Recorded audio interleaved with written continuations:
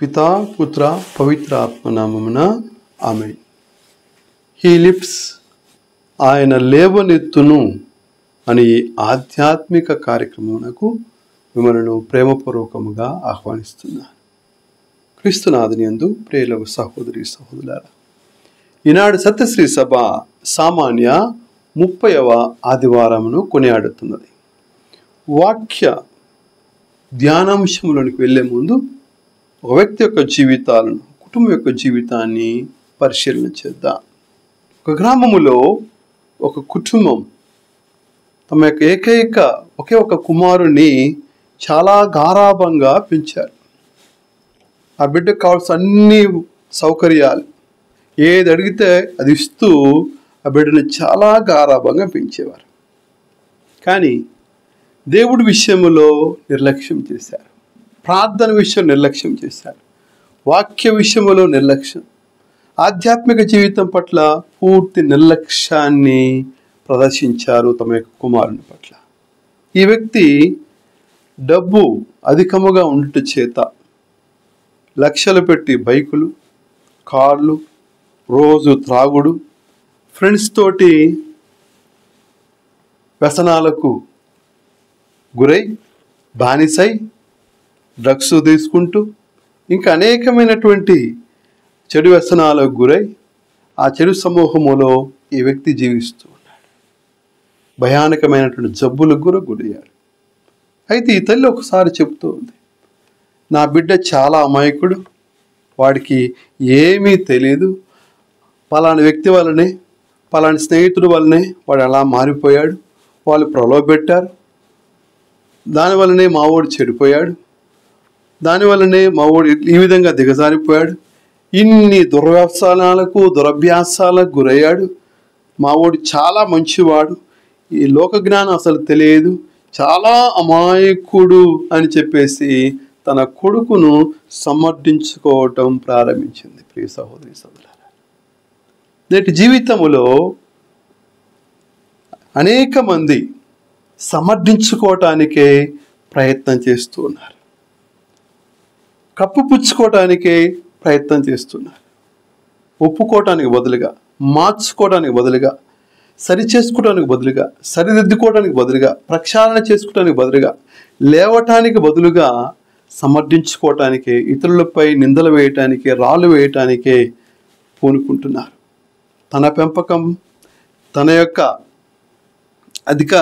ఒక తల్లిగా, ఒక తండ్రిగా బాధ్యత లేమి, వారికి భయభక్తులు కానీ, దైవభయము కానీ, చిన్నప్పుడే పసిబిడ్డగా ఉన్నప్పుడే క్రమశిక్షణ కానీ, ప్రభు బోధలు కానీ, ఎఫెసీ పత్రికలో రాయబడిన విధముగా మీరు మీ బిడ్డలను క్రమశిక్షణలోను ప్రభు బోధలోను పెంచండి అని చెబుతుంది. ఆ స్పృహ అన్నీ కోల్పోయి తమ యొక్క బాధ్యతను విస్మరించి, తమ బాధ్యతను కోల్పోయి వాడిని అల్లారు ముద్దుగా పెంచి వాడి జీవితాన్ని చేజేతులారా వారే నాశనం చేసి ఉన్నారు. దాన్ని సమర్థించుకోవటం ప్రారంభించారు. సామెతల గ్రంథం 28వ అధ్యాయం 13వ వచనం సెలవిస్తుంది, తమ పాపములను కప్పిపెట్టుకునేవాడు ఎన్నటికి బాగుపడడు అని వాక్యము సెలవిస్తుంది. కప్పిపెట్టుకునేవాడు, సమర్థించుకునేవాడు నేను నీతిమంతుడిని, నా యొక్క జీవితములో నేను అన్నీ మంచి చేస్తున్నాను, ఒకవేళ చెడు జరిగితే అది వేరే వారి తప్పు, ఇతరుల ప్రమేయం తప్ప నాదేమీ లేదని సమర్థించుకునేవాడు, కప్పిపెట్టుకునేవాడు ఎన్నటికి బాగుపడడు అని సెలవిస్తుంది. నేడు సువిశేషములో ఇద్దరు వ్యక్తుల యొక్క జీవితాన్ని ప్రభు మన ముందు పెడుతున్నాడు. ఈ ఉపమానం దేనికి చెప్తున్నాడు? తాము నీతిమంతులమనియు తక్కిన వారు నీచులు, మేము మంచోళం, తక్కిన వారు చెడోలు, కనుక తాము నీతిమంతులు, తక్కిన వారు నీచులు అని ఎంచుకుని ఆ స్వభావం కలిగిన, ఆ హృదయం కలిగిన, ఆలోచన కలిగిన, ఆ మనస్తత్వాన్ని కలిగినటువంటి వ్యక్తులను గూర్చి చెబుతూ ప్రభు ఈ ఉపమానం చెప్పాడు. పరిసయుడు, సుంకరి.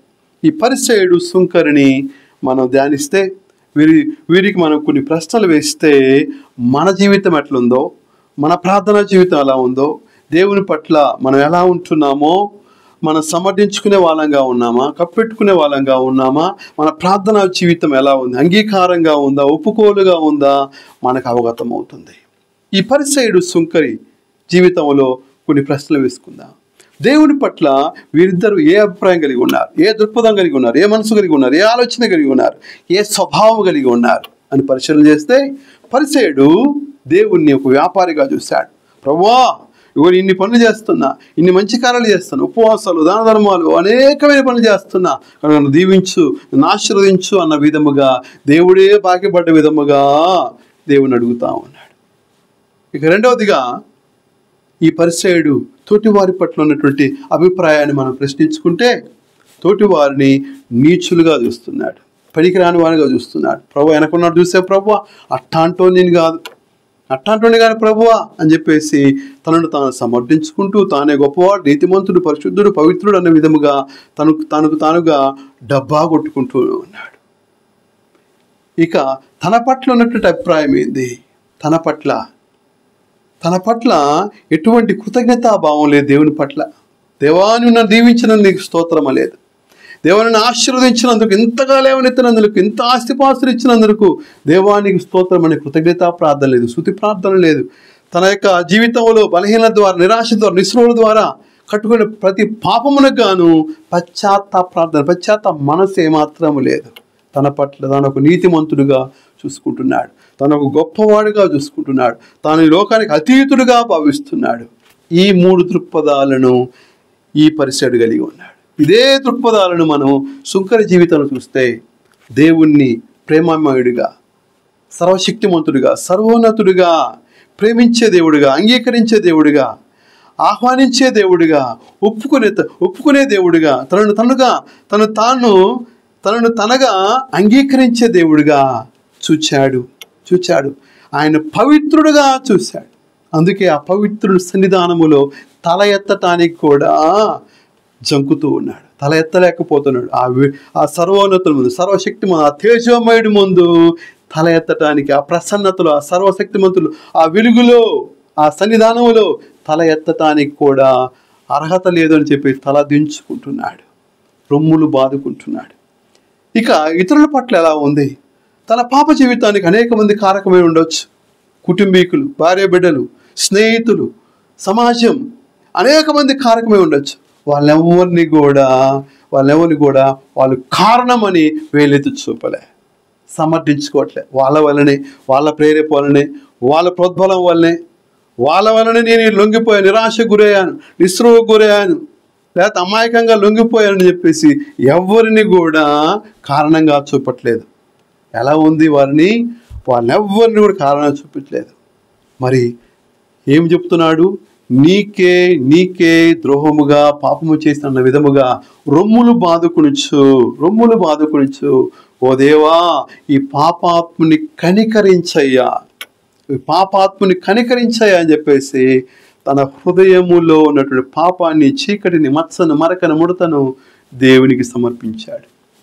ఇదిగో దేవా నా జీవితం, ఆపాదమస్తకం నీకంకితం.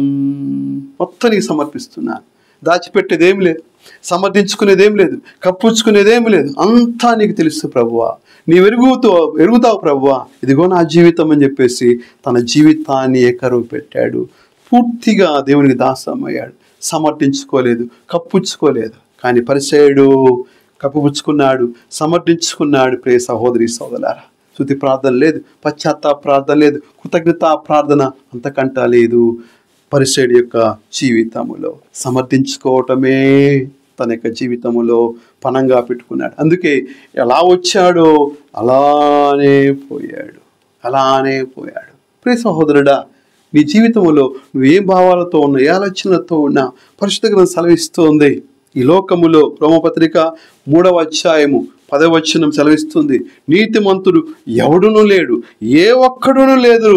23వ వచనములో మానవులందరూ పాపము చేసి దేవుని మహిమను కోల్పోయిరని వాక్యము సెలవిస్తుంది. కనుక పరిశుద్ధుడని వాడు, నీతిమంతుడు అన్నవాడు ఒక్కడంటే ఒక్కడునూ లేడు. కనుక నీ జీవితంలో అతీతుడిగా ఆలోచించవాక, పాపరహితుడిగా ఆలోచించబాక. ఈ లోకములో ఏ ఒక్కడును నీతిమంతుడు లేడు. అందరూ పాపము చేసి దేవుని అనుగ్రహాలను పోగొట్టుకున్నటువంటి వాళ్ళే, దేవుని యొక్క మహిమను పోగొట్టుకున్నటువంటి వాళ్ళే. కనుక ఒప్పుకోవటములో దీనత్వాన్ని ప్రదర్శించు, తగ్గింపును ప్రదర్శించు. దేవుని అంగీకారాన్ని కోసము దాసోముక ప్రియ సహోదరి సహోదరులారా. ఒకసారి పౌలు గారి యొక్క జీవితాన్ని చూస్తే మనకు ఎక్కడ కూడా తన జ్ఞానం బట్టో, తన డిగ్రీలను బట్టో, తనకున్న తత్వాన్ని బట్టో, తనకున్నటువంటి వివేకాన్ని బట్టో, లేకపోతే తనకున్నటువంటి విలువలను బట్టో, తాళంతలను బట్టో ఎక్కడా గర్వించడు, ఎక్కడ అహం చూపడు. ఎప్పుడు కూడా దీనత్వముతో పలుకుతున్నాడు. ఏమని తిమోతి రాసిన మొదటి లేఖ 1:15 సెలవిస్తున్నాడు, నేను పాపాత్ములలో ప్రథముడను అంటున్నాడు. పాపాత్ములలో ప్రథముడను అంటున్నాడు. ఫస్ట్ వన్ అంటున్నాడు. ఎంత దీనత్వముతో ఒప్పుకుంటున్నాడో, దాసోమవుతున్నాడో ఒక్కసారి మనం గమనించుకుంటే ఎంతగా మన హృదయాలు కదిలించబడతాయి. 16 సెలవిస్తున్నాడు ఏమని, అందుకోసమే క్రీస్తు యేసు నాపై సంపూర్ణ సహనాన్ని కనికరాన్ని చూపాడు. ఈ పాపాత్ములు ప్రథముడి నాపై ఆయన ప్రేమ, ఆయన సహనం సహించాడు, భరించాడు, నా కృత్యాలను సహించాడు, నా యొక్క భయంకరమైన హింసాపాతాన్ని ఆయన భరించాడు, సహించాడు. అయితే ఒక విషయం, ఇక ముందు నిత్య జీవం పొందుటకై ఆయన విశ్వసింపవలసిన వారందరికీ, ఆయన త్రోవ నడవలసిన వారందరికీ నేను ఆదర్శప్రాయుడిగా ఉండటానికి, ఆయన వెలుగులో, ఆయన రక్షణలో, ఆయన విశ్వాసములో, ఆయన వెలుగులో, ఆయన జీవితములో, ఆయన రక్షణలో ఎవరైతే రాదలుచుకున్నారో వాళ్ళందరికీ నన్ను ఒక ప్రేరణగా ఉంచడానికి ప్రధాన పాపి అయిన నాయందు ఆయనట్టు చేశాడు. నన్ను మార్గదర్శిగా పెట్టాడు, నన్ను ఒక ప్రేరణగా పెట్టాడు. నేనే దానికి సుమాతృక. దేనికోసమో ఆయన నన్ను భరించాడు, ఆయన సహించాడు. అలాగే పూర్తి రక్షణలోనికి, విశ్వాసంలోనికి, ప్రభు వెలుగులోనికి రాదచ్చుకున్న ప్రతి ఒక్కరికి, వస్తున్న ప్రతి ఒక్కరికి నేను ఆదర్శప్రాయుడిగా ఉంటాను.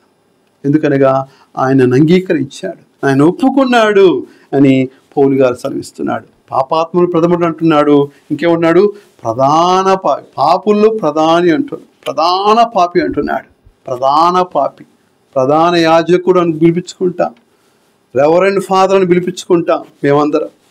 కానీ ఈయన పాప జీవితములో నేను ప్రధాన పాపిని అని తన యొక్క వినయాన్ని, తన యొక్క తగ్గింపును ప్రదర్శిస్తూ ఉన్నాడు. ప్రియ సహోదరి సహోదరులారా, నీ యొక్క జీవితములో పౌలు గారిలాగా ఒప్పుకునేవాడుగా ఉన్నావా, లేక సమర్థించుకునేవాడిలాగా ఉన్నావా? ఏదో జరిగిపోయిందిలే, తెలుసో తెలియక చేశానులే అని పిచ్చి మాటలు పలుకుతున్నావా? తెలుసో తెలియక ఏదో జరిగిపోయింది, అలా అయిపోయిందిలే అని చెప్పేసి భావించవద్దు. ఒప్పుకోవటంలో సిగ్గుపడకూడదు, ఒప్పుకోవటంలో భయపడవలదు.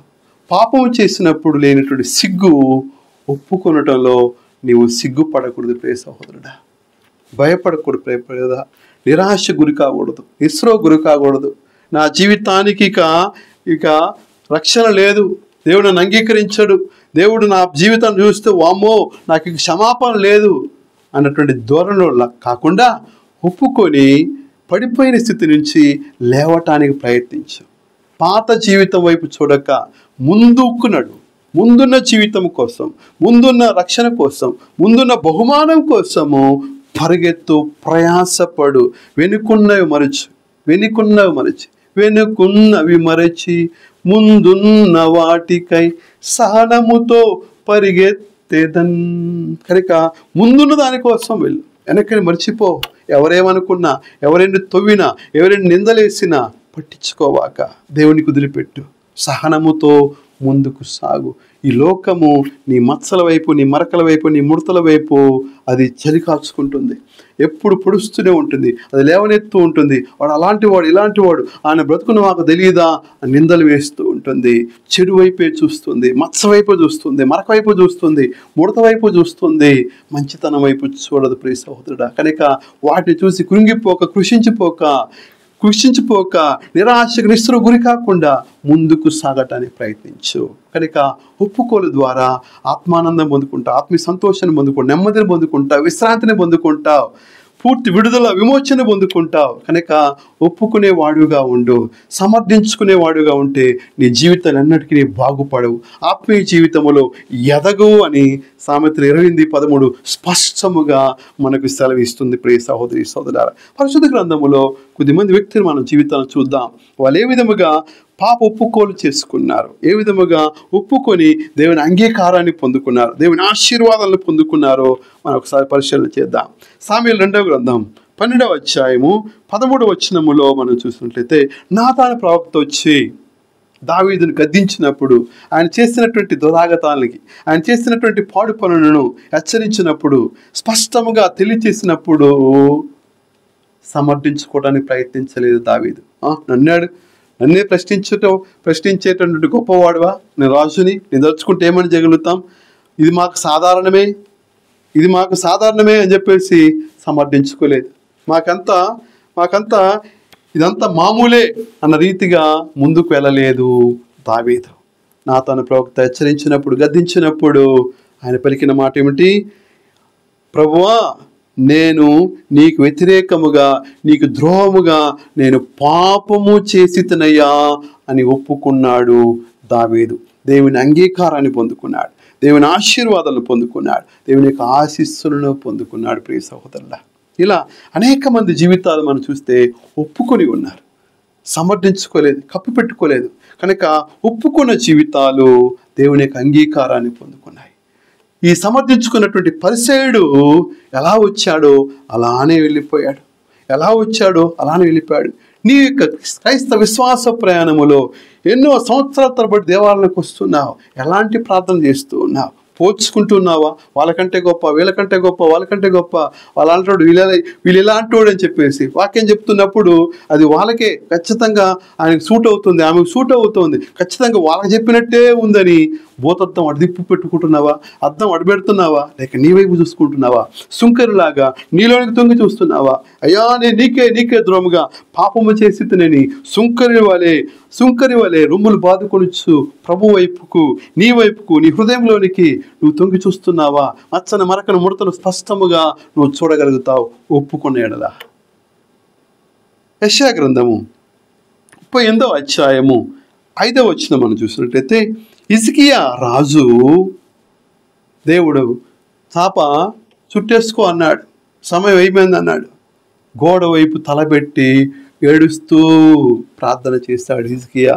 అయ్యా, నేను విశ్వాసపాత్రుడిగా నీ కొలిచి ఉన్నాను అయ్యా, నమ్మకముగా అయ్యా నేను జీవించాను ప్రభువా అని చెప్పేసి కన్నీటితో, వేదనతో, హృదయ వేదనతో, ఘోషతో ప్రార్థించినటువంటి హిజ్కియాకు దేవుడి నుంచి వచ్చినటువంటి సమాధానం, నీ ప్రార్థనను నేను కన్నీటిని నేను చూచితేనే. హిజ్కియా, నేను నీ ప్రార్థనను, నేను నీ కన్నీటిని చూశాను కనుక నేను 15 సంవత్సరాలు ఆయుష్ను పెంచబోతున్నానని దేవుడు హిజ్కియాను దీవించాడు, ఆశీర్వదించాడు. ప్రియ సహోదరి సహోదరులారా, బాప్తిస్మ యోహాను కూడా ప్రభు యొక్క బాటను సంసిద్ధం చేస్తూ పశ్చాత్తాపాన్ని పిలుపునిచ్చాడు. వక్ర మార్గమును, కరుకు మార్గం సరి చేసుకోండి అని హృదయ పరివర్తన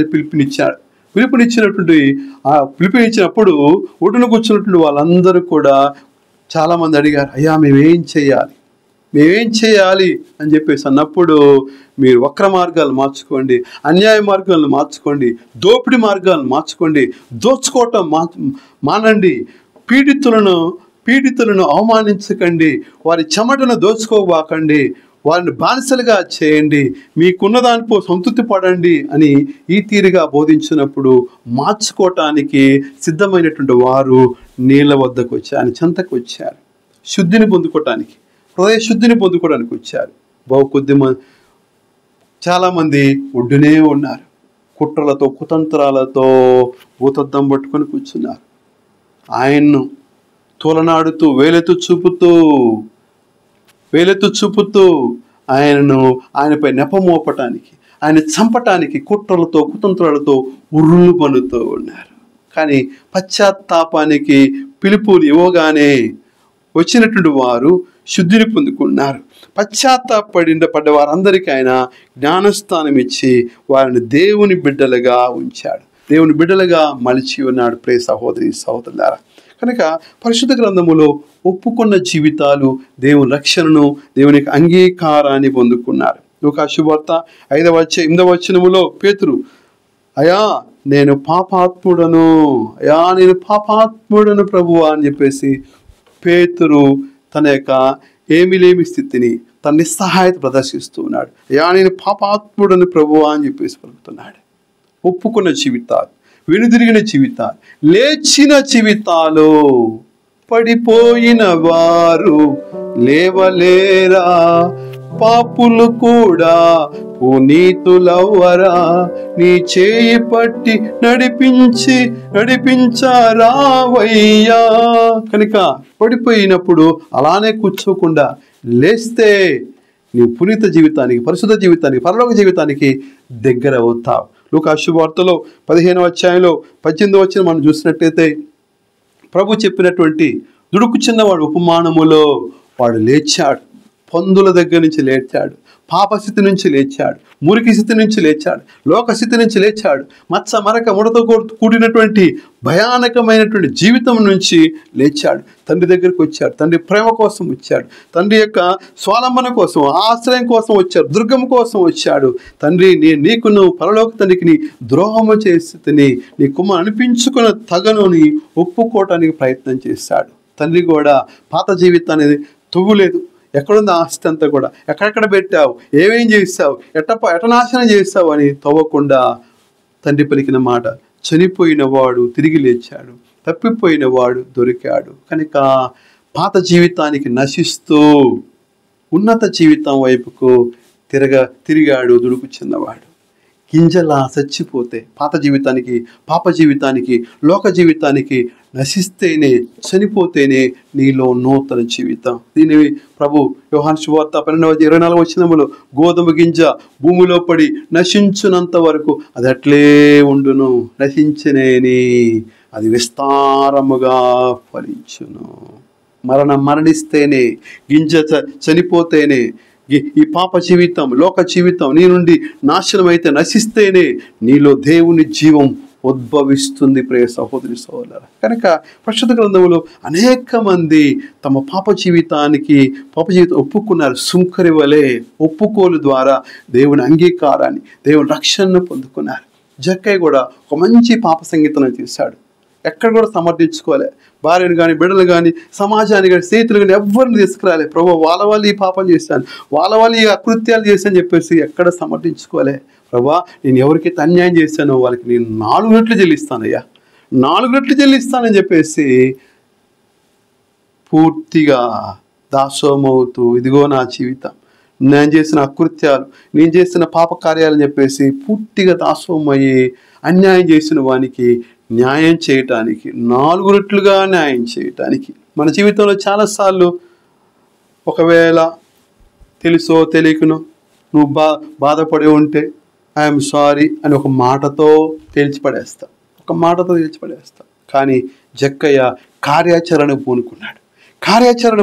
ఎవరికైతే మాట ద్వారా కావచ్చు, నా యొక్క క్రియల ద్వారా కావచ్చు, ఎవరికైతే నష్టం చేశానో, ఎవరినైతే బజార్కి ఇచ్చానో, ఎవరి జీవితాలను నేను గుల్ల చేశానో, ఎవరి జీవితాలను అతలాకుతలం చేశానో, లేవలేకుండా వాళ్ళు కుదేలు చేశానో, అలాంటి వారందరికయ్యా నేను 4 రెట్లు చెల్లిస్తానన్నాడు.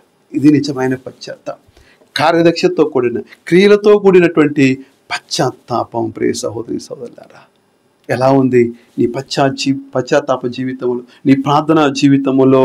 ఒప్పుకునేవాడుగా ఉన్నావా? సమర్థించుకునేవాడుగా ఉన్నావా? ఒకసారి పరిశీలన చేసుకో. నేటి మొదటి పట్టణం సెలవిస్తుంది. సిరాపుత యేసు జ్ఞాన గ్రంథం 35వ అధ్యాయం 16-17 వచనంలో చూసినట్లయితే, హృదయపూర్వకముగా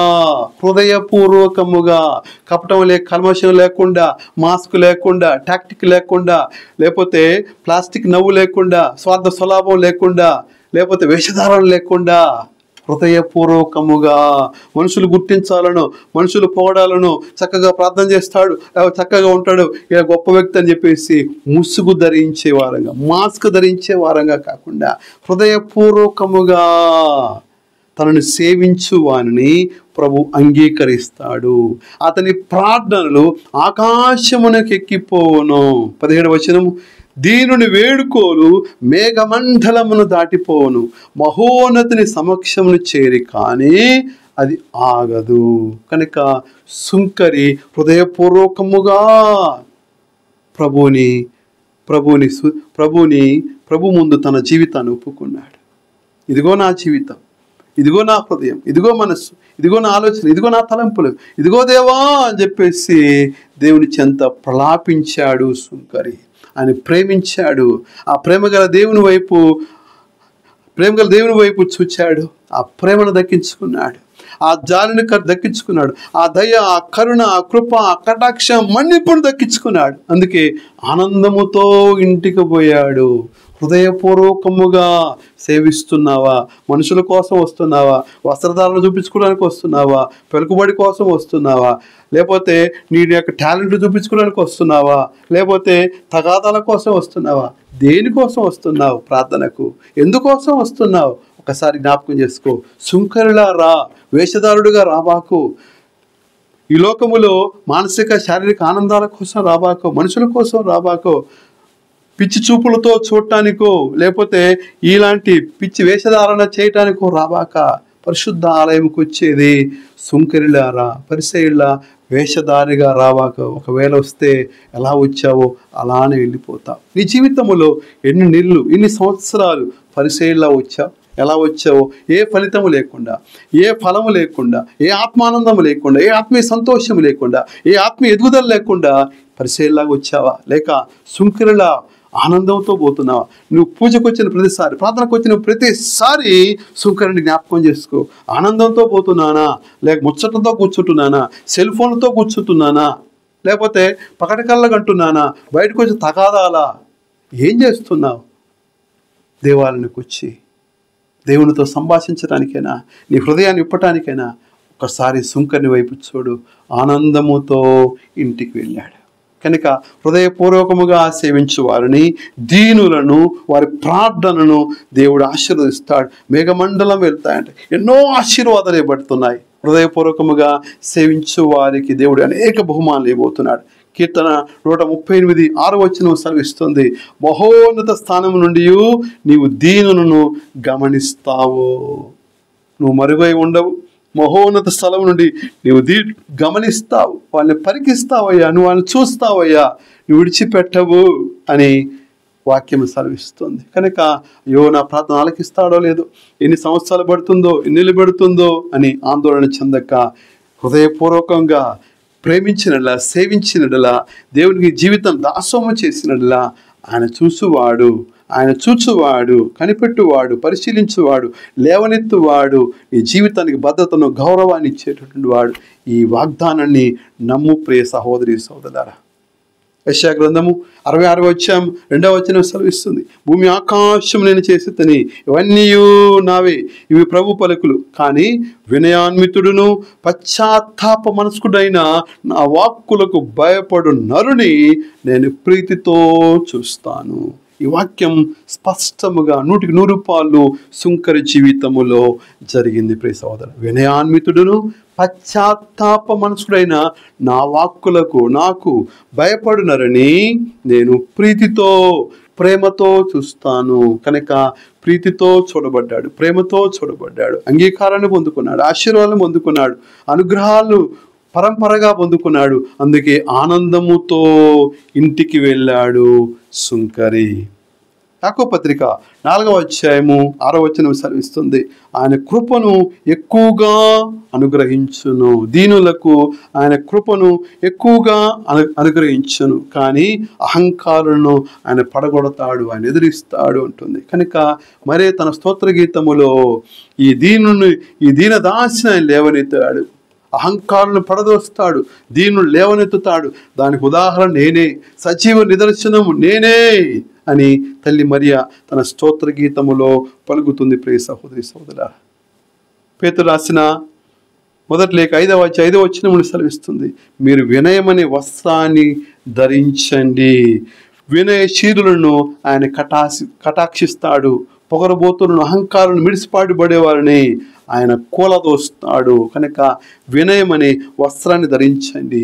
వినయశీలురు ఆయన యొక్క కృపను కటాక్షములను వారు పొందుకుంటారని స్పష్టపరుస్తున్నాడు. కనుక అనేక వాగ్దానాలు ఇవ్వబడ్డాయి, అనేక ఆశీర్వాదాలు, అనేక అనుగ్రహాలు, అనేక వరప్రసాదాలు ఇవ్వబడ్డాయి. ఆయన హృదయపూర్వకముగా ప్రేమించు వారిని, సేవించు వారిని, తగ్గింపు కలిగి జీవితాలకు అంగీకారము ఏ విధముగా పొందుకుంటారో వారి ప్రార్థనలు, ఆ దీనుల ప్రార్థనలను మేఘమండలమును దాటి మహోన్నతి సమకమును చేరుకుంటుంది. దీనాత్ములు ధన్యులు, దైవరాజ్యము వారిదే అని దేవుడు అష్టవాక్యాల్లో కూడా ఈ దీనుల ప్రార్థనలు, ఈ తగ్గింపు ప్రార్థనని గురించే స్పష్టపరిచాడు. తనను తాను తగ్గించుకునేవాడు, లుకాసు వార్త 14:11 సెలవిస్తుంది, తగ్గించుకునేవాడు హెచ్చింపబడతాడు. పరిసయ్యుల్లా హెచ్చించుకుంటూ నన్ను చూడు, నా జీవితము చూడు, నా వస్త్రధారణ చూడు, నేను చేస్తున్న పనులు చూడు, నేను చేస్తున్న ఉపవాసాలు చూడు, నేను చేస్తున్న దాన ధర్మాలు చూడు అని చెప్పేసి హెచ్చించుకున్నటువంటి ఆ పరిసయ్యుడు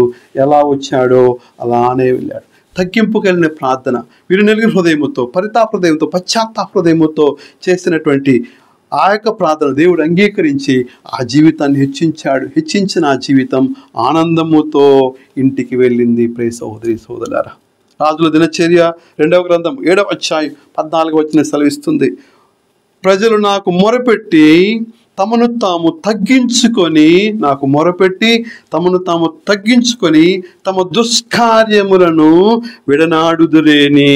సుంకరి దేవుని చెంతకొచ్చి మొరపెట్టి తనను తాను తగ్గించుకొని పవిత్రుడైన సర్వశక్తిమంతుడైన సర్వోన్నతుని వైపు చూడలేక, ఆ పరిశుద్ధత వైపు, ఆ వెలుగు వైపుకు తన కళ్ళెత్తిని చూడక వినయాన్వితుడై గుండెలు బాదుకొనుచు, వినయాన్వితుడై బాదుకొనుచు తన దుష్కార్యములు, తన పాపకృత్యములన్నిటినీ కూడా ఏకరువు పెట్టగా, ఆకాశము నుండి నేను వారి వేడుకోలను ఆలిస్తాను, వారి పాపములను క్షమిస్తాను, వారి దేశమును అభివృద్ధిలోనికి తెస్తాను. ఎన్ని ఆశీర్వాదాలు, ఎన్ని ఆశీస్సులు ఇవ్వబడ్డాయో. వినయాన్విత తగ్గింపు హృదయాలకు, పరితప్త హృదయాలకు, పశ్చాత్తాప హృదయాలకు, మాంస హృదయాలకు దేవుడిస్తున్నటువంటి ఆశీర్వాదాలు, అనుగ్రహాలు. ప్రియ సహోదరుడా, దేవాలయంలో నీవు ప్రార్థించినప్పుడు సమర్థించుకునేవాడుగా ఉన్నవా? పాప సంకీర్తనలో సమర్థించుకునే విధముగా ఉందా నీ పాప సంకీర్తన? ఒప్పుకుంటున్నావా? ఒప్పుకుంటే దేవుని దయను, దేవుని కరుణను, దేవుని ఆశీర్వాదాన్ని, దేవుని అంగీకారాన్ని పొందుకుంటావు. ఎలా ఉన్నదో నీ ప్రార్థనా జీవితం? పరిసయ్యుడిలా ఉందా? సుంకరిలా ఉందా? పట్టుదల కలిగినటువంటి ప్రార్థనలో జీవిస్తున్నావా? ఒకసారి పరిశీలన చేసుకుందాం. చేతులు జోడించుదాం, కళ్ళు మూసుకుందాం, ప్రార్థనలో ఏకీభవించుదాం. సర్వశక్తిమంతుడైన తండ్రి, సర్వోన్నతుడా, నీకు వందనాలు, నీకు స్తుతులు స్తోత్రాలు చెల్లిస్తున్నా.